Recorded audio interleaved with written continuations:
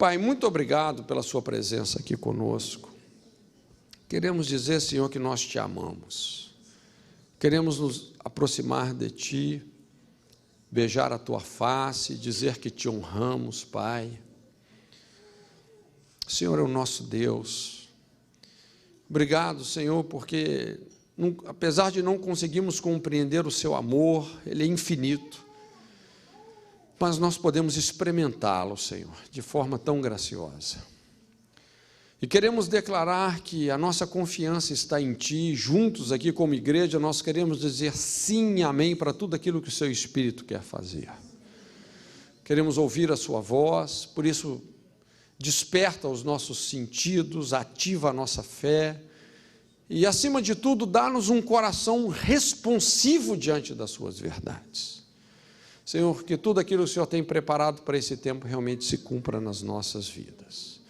No nome de Jesus. Amém. Amém. Bom, ontem nós demos uma introdução aqui para o pessoal, demos um discernimento histórico sobre a questão do matrimônio. E eu quero, nessa noite, continuar falando sobre casamento, matrimônio. Quantos aqui não são casados ou casadas? Quantos não são? Deus há de ter misericórdia, né? Amém. Fica firme aí. Tá? Essa mensagem pode te ajudar muito, como também ajudar os casados. Não é que é uma mensagem só para solteiro, não, muito pelo contrário. Porque eu quero falar sobre os 4 fundamentos, os 4 alicerces que determinam um casamento bem-sucedido. O que faz com que uma construção não venha abaixo? Alicerce, não é isso? Alicerce. Então nós vamos tratar de uma questão muito séria da vida e dos relacionamentos, do casamento, que é o alicerce, é uma parte essencial. O salmista levanta essa questão também dizendo, não é? Ele fala assim: destruídos os fundamentos, que poderá fazer o justo? Imagina quando você se vê numa situação que você percebe que a sua casa está despedaçando, porque o alicerce recalcou, não tem. Que poderá fazer o justo? Então, vamos entender algumas coisas importantes. Lá em Mateus, capítulo 7, verso 24, depois de Jesus ter falado todo aquele sermão da montanha, ele diz o seguinte: todo aquele, pois, que ouvindo essas minhas palavras as colocar em prática, assemelhá-lo-ei ao homem prudente, que edificou a sua casa sobre a rocha. E fala assim: caíram as chuvas, sopraram os ventos, transbordaram os rios, deram com ímpeto sobre aquela casa, e ela não caiu, porque estava firmada sobre rocha, sobre alicerce. Mas Jesus também menciona um homem que edificou a sua casa sem alicerce, sobre a areia. Um homem imprudente, tolo. E não é se a tempestade vai vir, é quando elas virão. É quando elas virão. Porque elas vão vir, mais cedo ou mais tarde. E Jesus menciona que quando a tempestade veio, a chuva caiu, os ventos sopraram, os rios transbordaram, deram com ímpeto sobre aquela casa, e ela não suportou todo esse revés e veio abaixo. Grande foi a sua queda. Uma casa sem alicerces é a profecia da tragédia. Irmãos, é muito importante a gente saber colocar a nossa casa, a nossa família, matrimônio, as nossas vidas sobre a rocha. Ouvir a palavra e obedecer. Então, alicerces. Quando a gente pensa sobre o matrimônio, ou sobre, na verdade, qualquer área da nossa vida, você pode observar que Deus sempre estabelece esferas de autoridade sobre cada área da nossa vida. Um dos princípios primordiais do reino de Deus é o princípio da autoridade. Mesmo que uma pessoa de autoridade se torne injusta, iníqua, todavia o princípio é sagrado. Deus sempre opera por esse princípio de autoridade. Quando a gente pensa no matrimônio, eu consigo enxergar 4 esferas de autoridade que Deus estabeleceu sobre essa área tão importante da vida do ser humano, que tem a ver principalmente com a maneira como nós vamos perpetuar a nossa descendência, matrimônio. Então, tem 4 áreas importantes. A primeira área, a primeira esfera de autoridade que Deus estabeleceu sobre o matrimônio, quando a gente volta lá naquele texto, que é o texto original, quando Deus estabelece o matrimônio, depois de Deus ter falado para o homem crescer, multiplicar, então ele explica como esse processo se daria. Então ele estabelece o matrimônio dizendo: deixará, pois, o homem seu pai, sua mãe, unir-se à sua esposa, serão os dois uma só carne. Então a gente percebe que o referencial, a autoridade que está em questão aí, primordialmente falando, são os nossos pais. É lógico que casamento envolve uma emancipação dos nossos pais. Amanhã nós vamos ver se a gente explica um pouco melhor sobre isso. Fala sobre deixar pai e mãe. Isso é um aspecto fundamental para você caminhar em direção a uma vida madura. Essa emancipação. Mas se você vai deixar aquelas pessoas que são as pessoas mais importantes da sua vida, nós precisamos de fazer isso em honra, não é isso? E você percebe isso como uma espinha dorsal em toda a Bíblia. Honra o teu pai e a tua mãe para que te vás bem. Para que te vás bem. E prolongues os teus dias na face da terra que o Senhor teu Deus te dá. E tem muita gente que não vai bem, por quê? Porque não honra pai e mãe. Na verdade, nós temos 2 responsabilidades bíblicas para com os nossos pais, que é honra e obediência, não é isso? A honra é incondicional. Não importa os erros que os nossos pais tenham cometido, se eles foram péssimos pais, honra o seu pai, querido. Você quer ir bem, honra ele. Obediência é condicional, é no Senhor. Paulo fala: obedecei aos vossos pais no Senhor. Mas honra é incondicional. Se você quer ir bem na vida, honra seu pai e sua mãe. E esse é o primeiro alicerce para um casamento bem-sucedido. Então, quando você vai tomar a decisão, você se apaixonou por alguém, você quer se casar com alguém, é importante que você submeta esse relacionamento ao discernimento dos seus pais. Eu sei que o que eu estou falando aqui pode parecer um tanto quanto careta, é ou não é verdade? Bem fora de moda. Mas eu quero apelar para a sua inteligência espiritual. Olha, se você tem um pouco de inteligência espiritual, ouça o que eu estou te dizendo. Porque Deus sabe o que Ele fala. É uma das áreas que você mais precisa do conselho dos seus pais. Ainda que os seus pais não sejam crentes, é impressionante como Deus usa a boca deles. Olha, não tem ninguém como pai e mãe para saber quando o filho está entrando numa fria.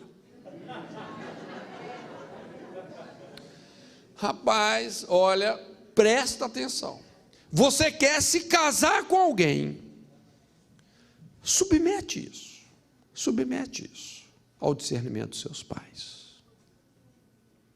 E se eles estão enxergando algo que realmente faz com que esse relacionamento seja refutável, submete.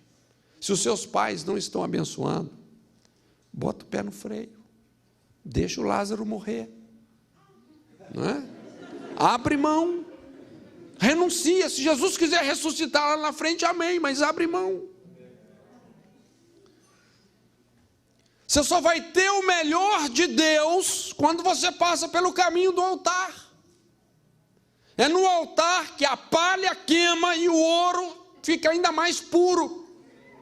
Eu sei que renúncia, cruz, hoje está fora de moda. A cruz é loucura para os que se perdem. Todavia, para nós, os que cremos, é o poder de Deus.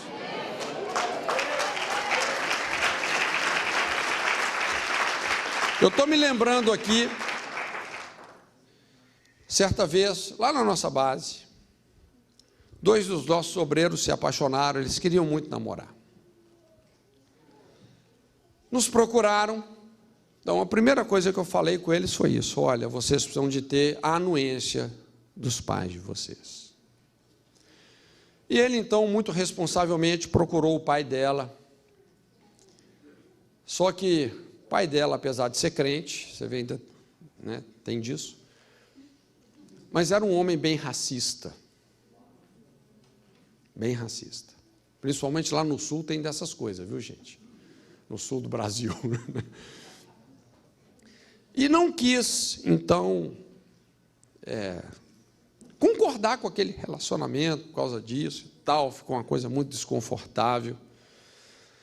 E eles trouxeram isso para mim, eu falei, olha, o negócio é o seguinte, gente, se o pai dela não está abençoando, vocês vão deixar, e é por um motivo que a gente sabia, assim, que não era legal, pelo amor de Deus, vocês vão deixar a batata quente na mão dele.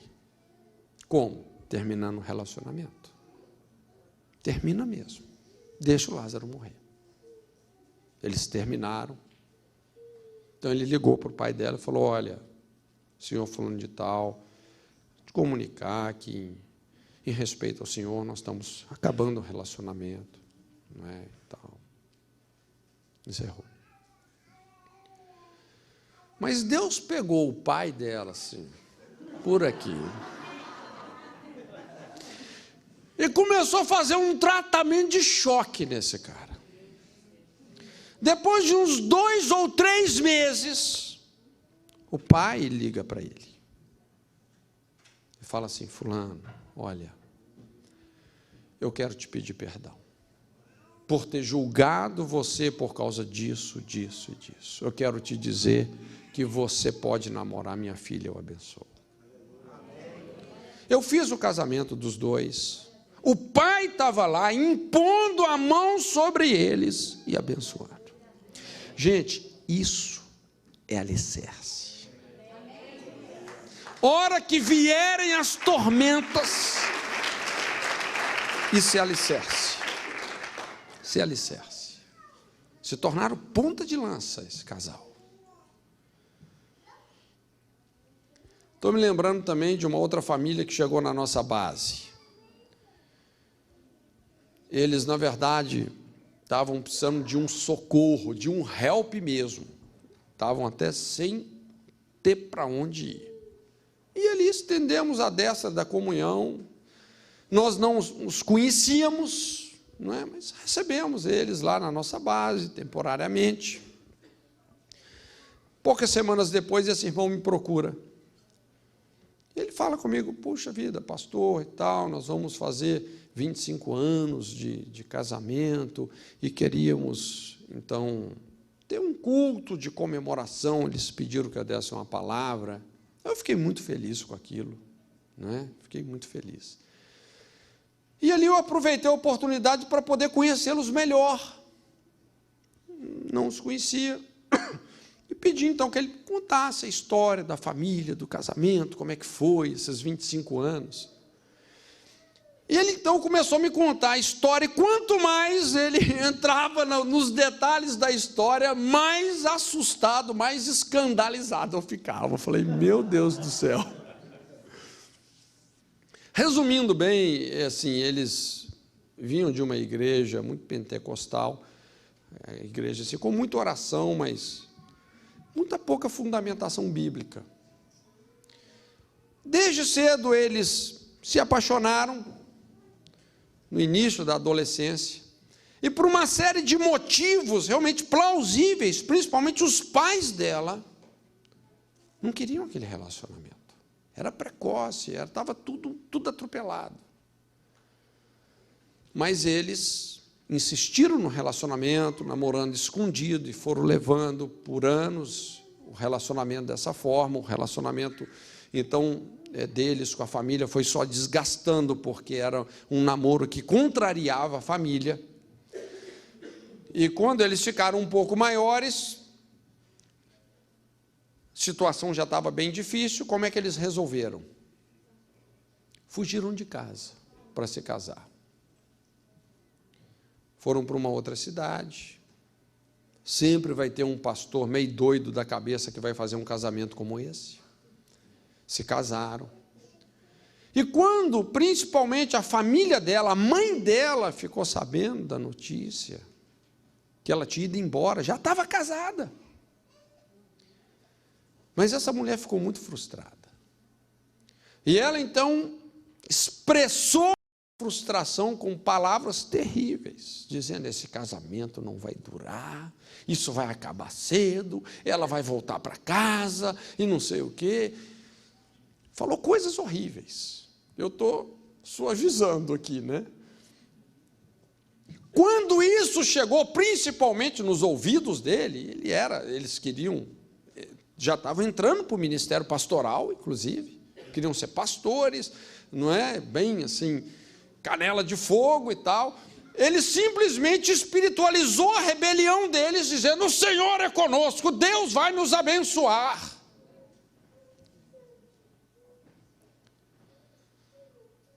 Casamento vai durar sim. E olha, eles estavam fazendo o quê? 25 anos de casado. Durou? Estava durando.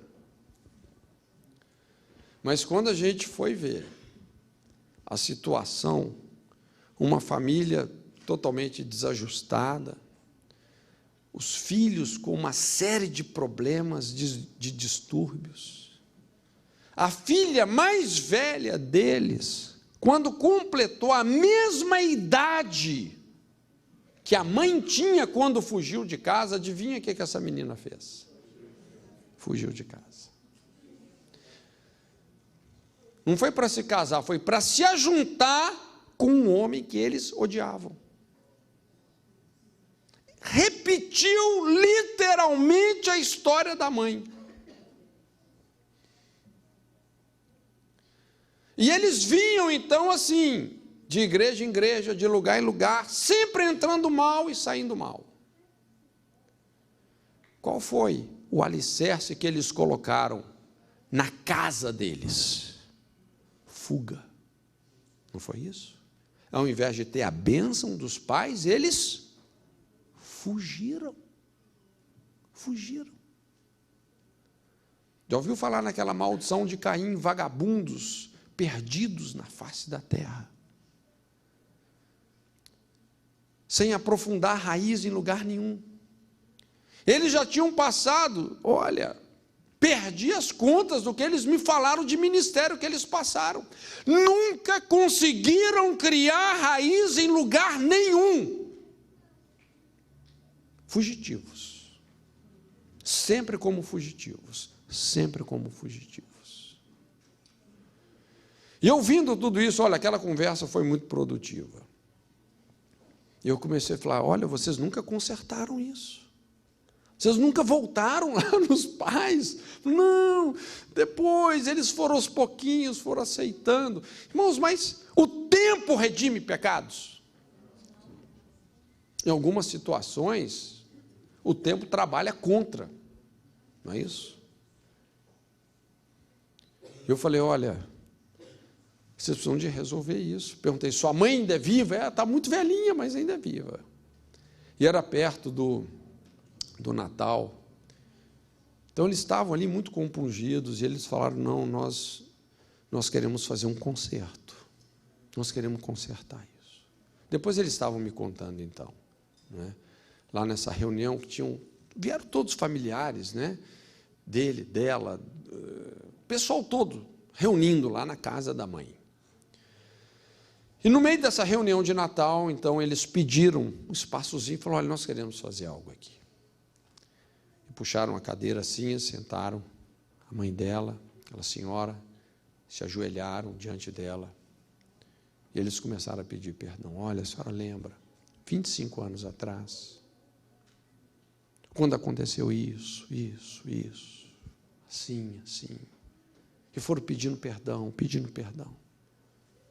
E o Espírito Santo veio sobre aquele lugar. E essa velhinha, mas chorava tanto, como Deus estivesse arrancando aquela frustração lá de dentro. E os parentes lá, um já começou a pedir perdão para o outro para o outro.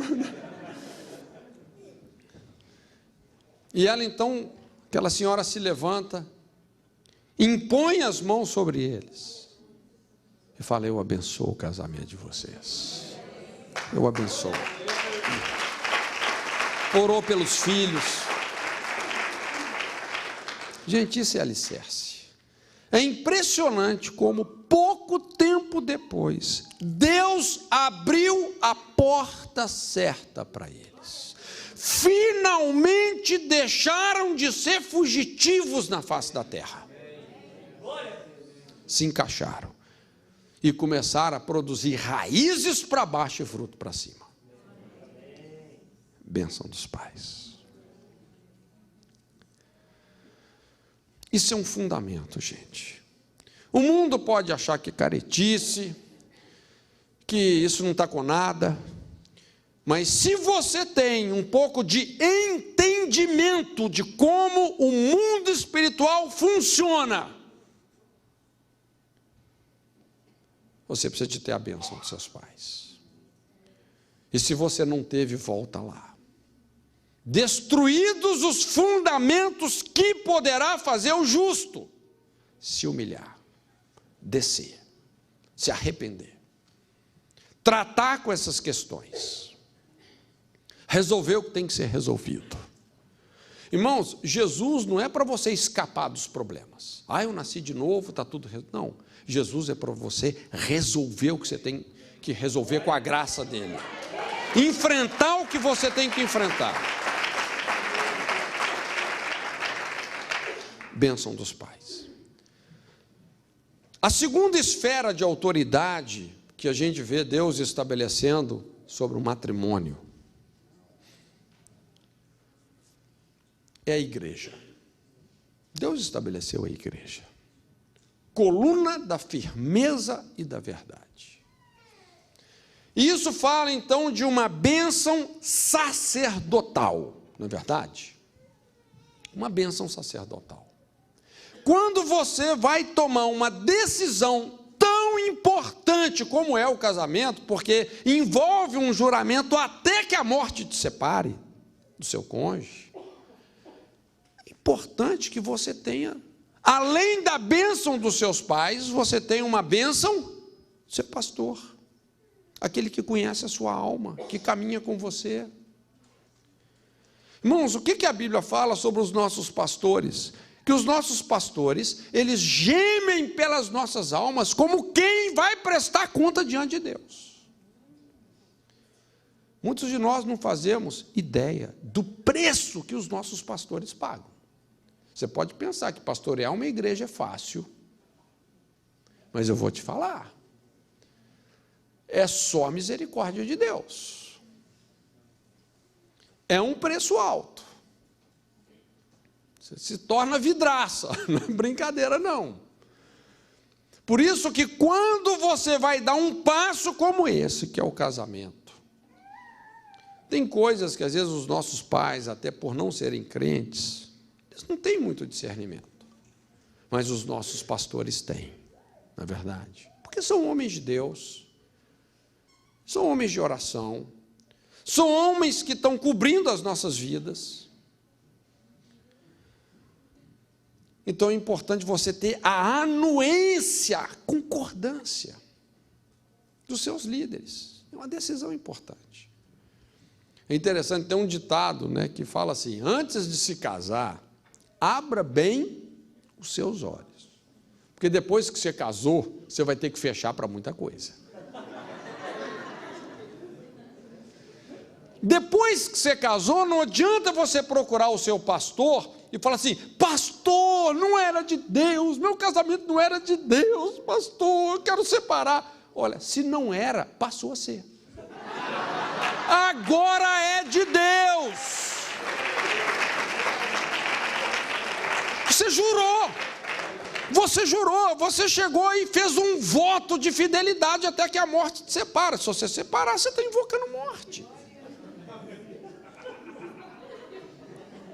Irmãos, toda aliança, toda lei carrega uma maldição, senão não seria aliança, não seria lei. Carregam sanções, consequências. Antes de se casar, tenha a bênção do seu pastor. E às vezes quando o pastor não pode concordar, porque às vezes a pessoa está quebrando algum princípio. Meu filho, essa não é a pessoa. Eu não sei quantos aqui já tiveram que aconselhar alguém a apaixonar. Principalmente quando aquela pessoa está apaixonada pela pessoa errada. E o pastor sabe, ele está vendo onde é que aquele negócio vai dar. Meu filho, essa não é a pessoa para você, não faça isso. Ah, pastor, o pastor não vai fazer meu casamento, não? Me dá a carta. Me dá a carta, porque pastor fulano de tal faz, já até me deu um lugar no louvor.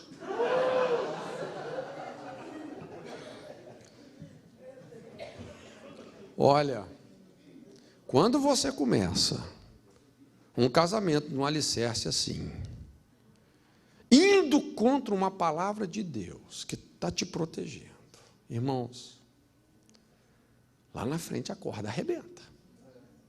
Não é brincadeira, não. E às vezes você vai ter que voltar lá atrás depois e consertar com o pastor e resolver tudo isso. Tem 4 áreas fundamentais nesse conselho sacerdotal, pastoral, nessa bênção pastoral. Pelo menos quando, né, as pessoas querem se casar, eu avalio, eu chamo isso as 4 peneiras, para você ter realmente uma bênção sacerdotal sobre o seu casamento. Primeira coisa, antes de você se casar com uma pessoa, você tem que poder se casar com o Deus dela. Quem que é o Deus daquela pessoa? Quem que é o seu Deus? Se você é filho de Deus, a outra pessoa não é filha de Deus ainda. Não é que ela é pior do que você, não é. Entende? Mas ela não tem o Deus que você tem. Qual que é o grande problema disso? Espiritualmente falando. É o sogro. Não é? É o sogro. Você é filho de Deus, se a outra pessoa não é filha de Deus, ela é filha de quem?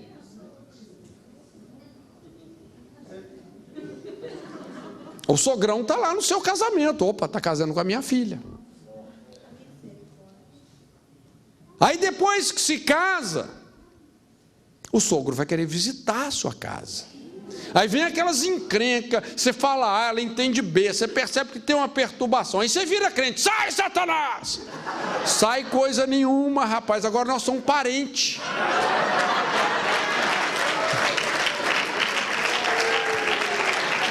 Ficamos parentes, nós estamos tudo em casa. Aí começa a comer o pão que o sogro amassou. Quem já viu casamento em julgo desigual sabe o que eu estou falando. Ah, mas eu achei que ele fosse se converter. Normalmente o que a pessoa fala? Vou ganhar ele para Jesus. E aquilo que você achou que ia ganhar para Jesus, na verdade, você que perdeu Jesus. E aí você está sem chão, sem alicerce. Se você não pode se casar com Deus daquela pessoa, não se case com ela. Espera. Não vos prendais a um jugo desigual com os infiéis. Que comunhão tem a luz com as trevas? A justiça com a injustiça? Cristo com Belial? Segunda coisa, se você não pode se casar com o caráter daquela pessoa, não se case com ela. Olha, é muito importante a gente entender que, apesar, inclusive, de muita gente estar na igreja, carregando um rótulo de crente, às vezes a pessoa está fazendo uma striptease da armadura de Deus. Já negociou tudo. Já negociou a verdade, a fé, a paz. Já não sobrou mais nada. Você vê que a pessoa não tem uma boa índole, não tem um bom caráter. Se você não pode se casar com o caráter daquela pessoa, casa com ela não. Qual que é o pensamento da pessoa que fala, não, pastor, mas depois que a gente casar, melhora. Ele vai melhorar, pastor, acredito. Deus vai fazer um milagre. Irmãos, depois que casa, melhora ou piora? Piora. Às vezes Deus faz alguns milagres mesmo, né? Mas, na verdade, a tendência é essa. Há pouco tempo atrás, até uma irmãzinha fazia um curso lá com a gente, ligou, pastor, eu não vou poder ir. E era uma situação assim. Infelizmente, ela casou com uma pessoa que é mau caráter. O cara, assim, destruiu o nome e as finanças dela. Ela estava tendo que correr atrás de prejuízo em tudo quanto é lado. Gente, não é brincadeira. Se você não pode se casar com o caráter, com os valores daquela pessoa. Então não casa, não é? Espera, o melhor de Deus vai vir.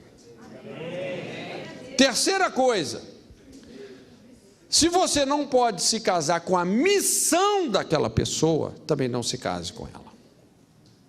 Isso já é uma coisa assim mais fácil de equilibrar, não é? Mas tem algumas situações aí que podem colocar as pessoas literalmente numa crise existencial, não é? Então, quando você vai se casar com alguém, principalmente as mulheres, é muito importante você ver, puxa vida, se você vai casar com um homem, você tem que poder se casar com a missão daquele homem, o chamado dele, não é isso? É isso que dá, realmente liga, faz a coisa da liga. Normalmente, nesse campo não tem muita dificuldade, mas como eu falei, tem algumas situações que podem ser difíceis. Eu, pessoalmente, trafego muito no mundo de missões e tal.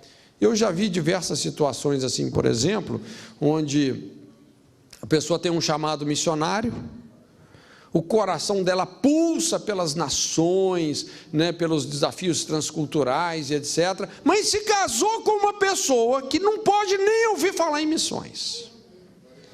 Não, quero saber disso não, nós vamos ficar por aqui mesmo. Aquela visão bairrista. E essa pessoa que tinha visão missionária, esse troço vai estressando e chega um ponto que ela tem que tomar uma decisão. Ou o casamento, ou o ministério. E entre o casamento e o ministério, você sempre vai escolher o casamento. Como é que você vai ter ministério sem casamento? Se você não governa a sua casa, como é que você vai governar a igreja? Não tem jeito. E essa pessoa, de repente, fica frustrada. Teve que enterrar o chamado. Eu tenho visto muito isso, tem muitos amigos pastores no Brasil, alguns casaram com uma mulher, que normalmente ela fala assim, eu não sou esposa de pastor. Casou com um pastor, mas não quer ser esposa de pastor. É difícil de entender. E olha, esses caras pagam um preço. Ele ama a igreja, ele tem compromisso com a igreja, ele tem prazer de estar na igreja, mas a mulher totalmente arredio. É uma crise existencial, você entende? Então, é muito importante você ter essa consciência de você se casar com a missão daquela pessoa. Primeiro você tem que ver se ela tem uma missão, né? Porque normalmente quem não está fazendo nada na vida quer alguém para não fazer nada junto. Então cuidado, né? Para você não casar com uma pessoa que vai te levar para o nada. Não é verdade? Mas se você não pode se casar com a missão daquela pessoa, não se casa com ela. E a gente, como pastor, a gente tem que filtrar isso. E a quarta coisa, que é assim, dentro dessa cobertura pastoral, se você não pode se casar com a família daquela pessoa, não se case com ela. Olha, você vai casar com alguém, se converta à família daquela pessoa. Veja bem que isso já é o primeiro alicerce, que nós falamos, honra seu pai e sua mãe, para que te vás bem, prolongues os teus dias, e não encurta. Se você cumpriu isso, é fácil você se converter à família da pessoa. Queridos, não tem jeito. Os pais do seu cônjuge são os avós dos seus filhos. E aí você tem que discernir, não é? Os padrões de comportamento, as heranças espirituais da família do seu cônjuge, até para você saber como redimir, como lidar com isso, não é? Como se reeducar no sistema familiar que você está produzindo agora. E para isso você tem que se converter à família do seu cônjuge. Então, se você não pode se casar com a família, é bom você esperar. Se você percebe que essas 4 situações estão ok, então, como pastor, você pode dizer, eu abençoo. É uma bênção sacerdotal. Gente, isso é alicerce. Quando vierem as guerras, as batalhas, as tempestades, as intempéries da vida, essa casa vai ficar de pé. Ela fica de pé. Entende? Está bem fundamentado. A terceira esfera de autoridade que a Bíblia estabelece sobre o matrimônio é o governo. O governo é uma esfera de autoridade relevante, não é? E isso é uma questão principalmente de civilidade e também uma questão moral. Então é importante que todos nós tenhamos uma bênção judicial.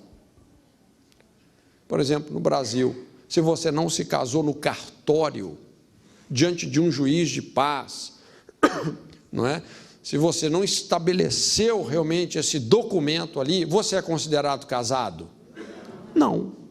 Você é considerado amigado, amaziado, seja qual o nome que você quer dar. Isso te coloca numa situação espiritual de imoralidade, fornicação, não é?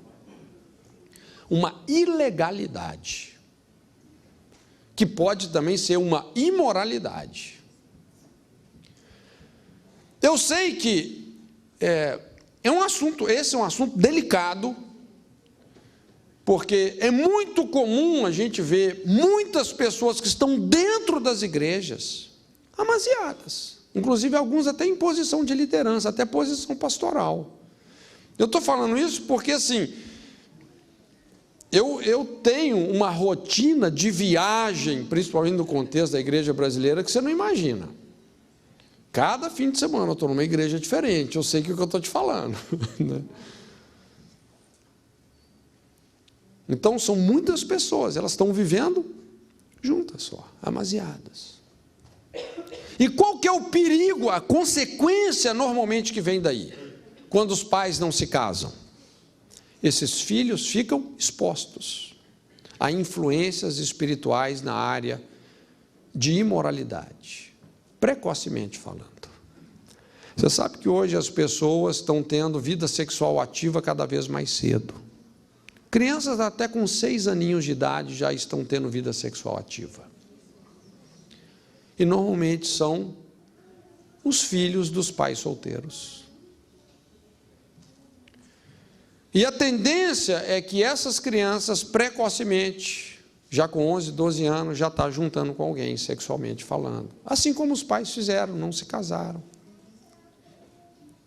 E isso se torna numa corrente de iniquidade.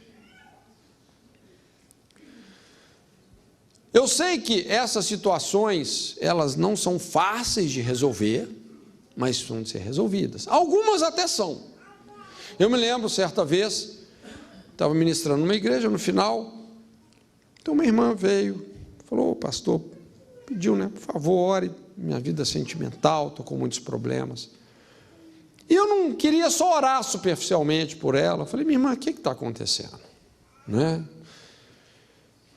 Eu percebi que ela não queria ir direto no ponto, que ela não queria falar, ela queria uma oração, ela queria uma mágica, que Deus fizesse um milagre. Mas eu fui apertando daqui e dali, no final, qual que era a situação dela? Ela estava vivendo amigada, amaziada, com um homem que não era crente, não queria ser.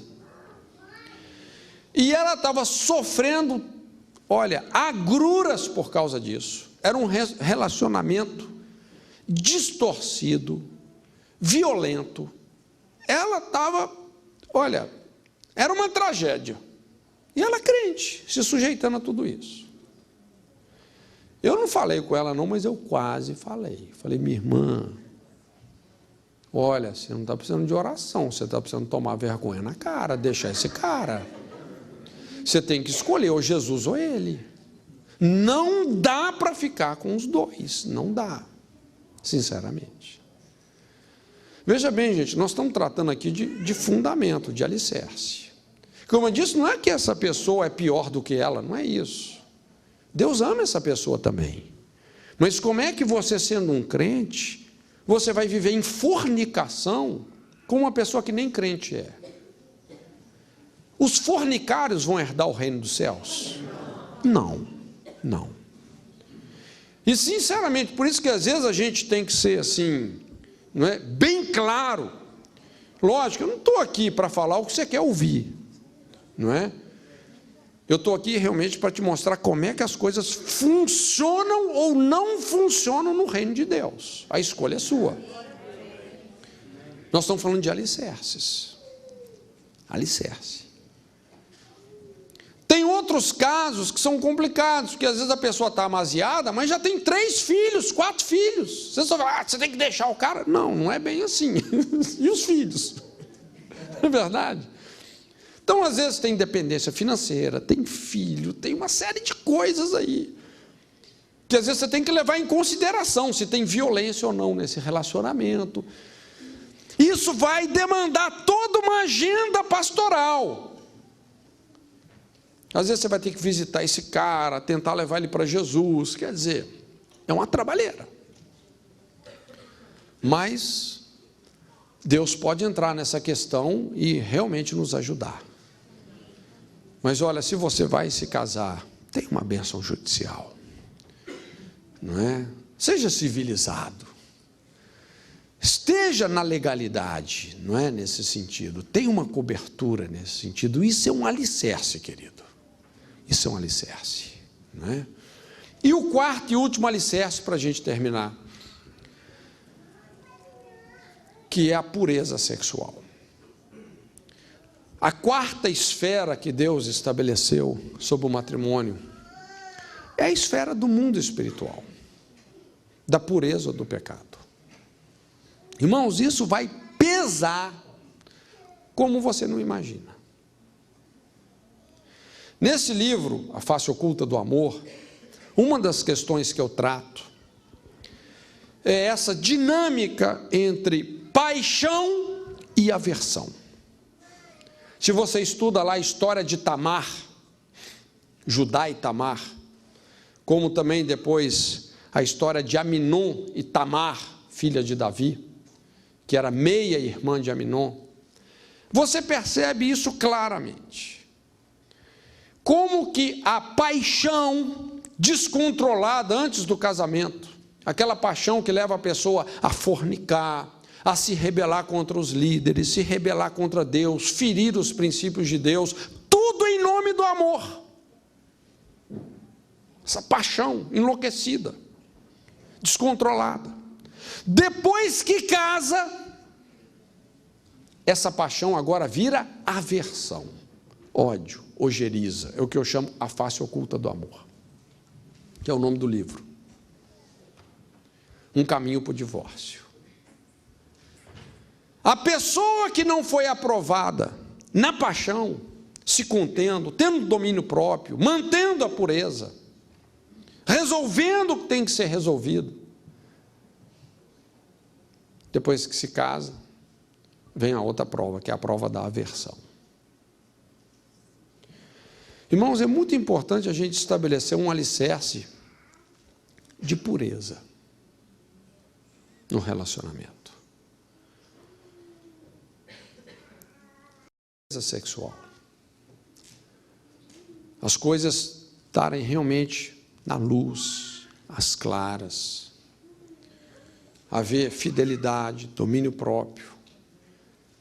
Você vai se casar com uma pessoa, pode ser que tenha toda uma situação de várias distorções, pecados, que você entrou. Seja honesto com a pessoa. Conversa com ela sobre essas coisas. Veja bem, antes de você se casar com alguém, se você é uma pessoa ética, honesta, se você entende como o mundo espiritual funciona, você vai dar àquela pessoa o direito dela não querer casar com você. Você tem que falar, olha, aconteceu isso, minha vida foi assim, assim. Coloca na luz. O que está na luz está na cruz. Mas o que não está na luz está sob a jurisdição do príncipe das trevas. Quem que é o príncipe das trevas? Tudo que está em trevas, tudo que está escondido, dissimulado, tudo que está na mentira. Quem está gerenciando esse universo? É o príncipe das trevas. Mas quando você coloca na luz, se andarmos na luz como Deus na luz está, temos comunhão. Vai ter casamento, vai ter comunhão uns com os outros. E o sangue de Jesus Cristo, seu Filho, nos purifica de todo pecado. Vai haver uma purificação. Seja honesto de coração. Lida com essas questões, os pecados que tem que ser lidado. Coloca na luz. Exercita domínio próprio. Eu me lembro quando estava namorando minha esposa, começamos a namorar, namoramos mais ou menos quase 2 anos antes de nos casarmos. E como a Bíblia fala, olha, não é fácil você suportar o jugo da mocidade, né? Namoro, os hormônios afloram, não é? Mas nós não somos governados por hormônios, nós somos governados pelo Espírito Santo. Não é verdade? Então teve uma fase que eu falei com ele, olha, não, nós vamos manter distância, nem pegar na mão. Não é porque eu era santo demais, porque não era. Entende? Mas é, domínio próprio, se você não tomar certas medidas, daqui a pouco você compromete o alicerce. É a paixão desgovernada que vai se transformar em aversão, ódio, ojeriza. A fatura vai vir depois. Pureza.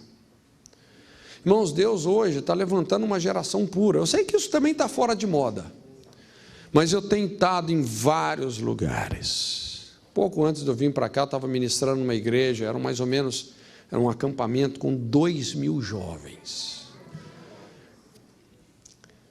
Pessoal, muitos fazendo um pacto de virgindade até o casamento.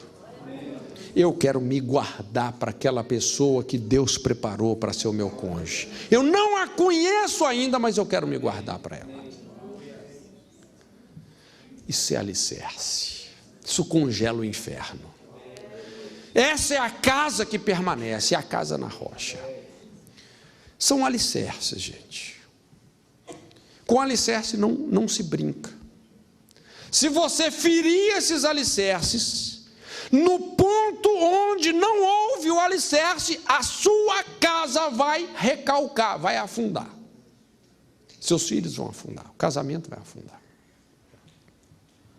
Hora que vem as provas. Aí não adianta orar, jejuar, espernear. Afundou. São alicerces. Bênção dos pais, bênção sacerdotal, bênção judicial e a bênção da pureza. Da pureza. Hoje muita gente tem se vendido, não é? Na verdade, hoje os jovens, os adolescentes, eles estão sendo precocemente desafiados a perderem virgindade, se prostituírem, naufragarem no mundo de imoralidade. O mundo tem sido petulante nesse sentido. E sabe o que esses jovens e adolescentes estão encontrando? Depressão, tragédia, desgraça. Irmãos, porque a imoralidade cobra um preço alto. Há pouco tempo atrás, estava vendo uma matéria sobre felicidade, uma das maiores psicanalistas do Brasil. Ela não é crente nem é nada, mas ela, reportando, ela falou uma frase que me marcou. A experiência de campo dela.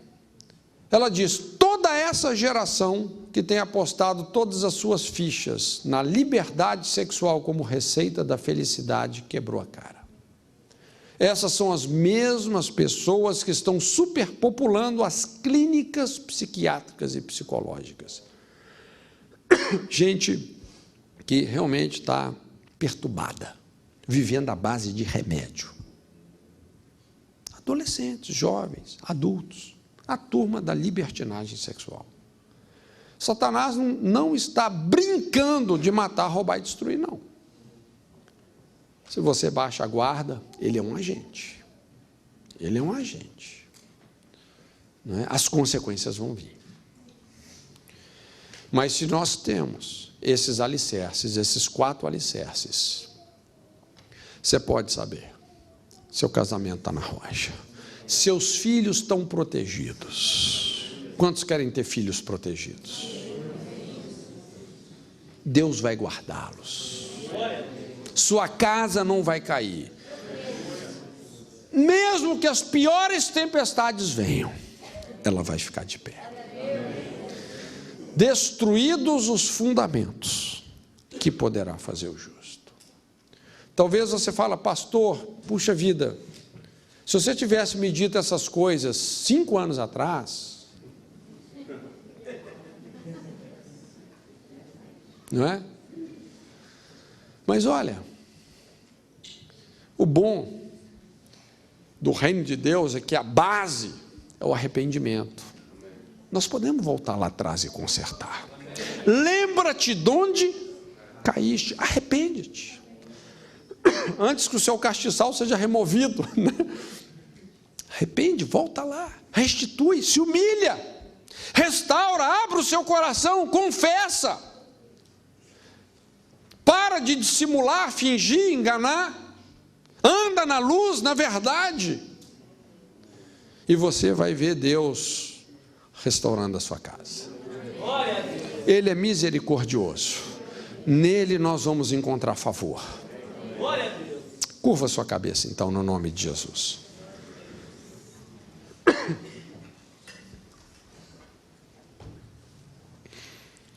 Deixa o Espírito Santo falar com você.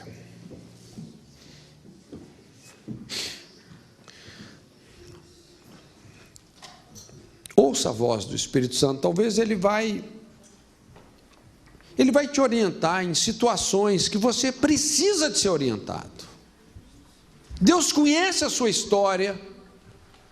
Ele sabe como caminhar nas suas feridas, nas suas tragédias, nas suas loucuras. Deus sabe como te guiar nisso tudo. Deus sabe como consertar o seu caminho. Ele é um Deus que sempre tem um plano para aqueles que saíram do plano. Ele pode nos realinhar com a sua boa, perfeita e agradável vontade. Mas nós temos que nos quebrantar, diante das verdades e dos princípios dele. Não adianta só ter um rótulo de espiritualidade, ou tentar encobrir as nossas mazelas com orações que não passam do teto.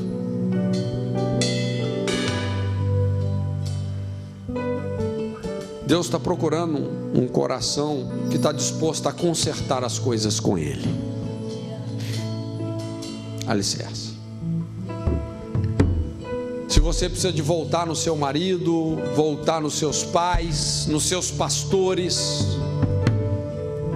se você precisa de regularizar a sua situação perante a lei, faça isso. Deixa o Espírito Santo te guiar.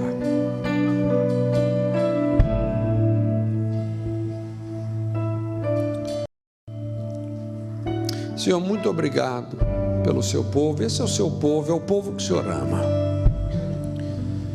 E porque o Senhor ama, o Senhor corrige.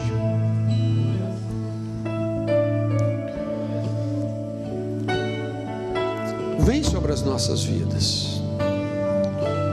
O Senhor é suficientemente sábio e poderoso para nos restaurar. Toca-nos, molda-nos,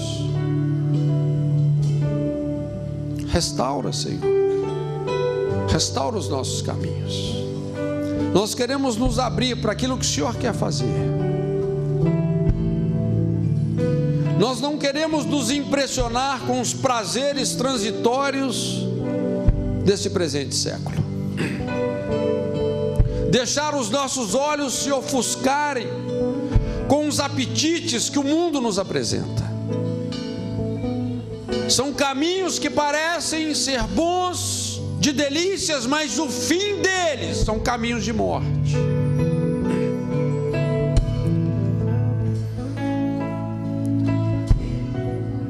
Guia-nos realmente na sua vontade, Pai. Eu oro que o seu Espírito possa aplicar, trazer esse entendimento, trazer revelação para cada um de nós, dentro daquilo que nós precisamos. No poderoso nome de Jesus, Senhor, no nome de Jesus. Amém, amém. Senhor te abençoe.